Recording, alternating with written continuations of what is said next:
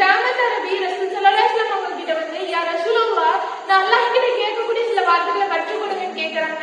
அப்ப ரசூல் ஸல்லல்லாஹு அலைஹி வஸல்லம் அவங்களுக்கு கற்றுக் கொடுக்குறாங்க.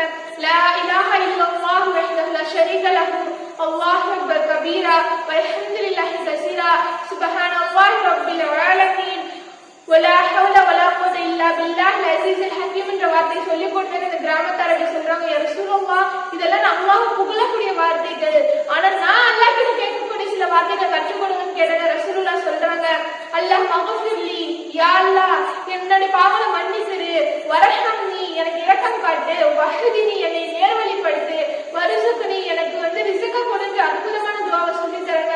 ரசூல் ஸல்லல்லாஹு அலைஹி வஸல்லம் கற்றுக் கொடுத்த இந்த துஆவை நம்ம வாழ்க்கையில வளமையாக ஓதி ஹிதாயத்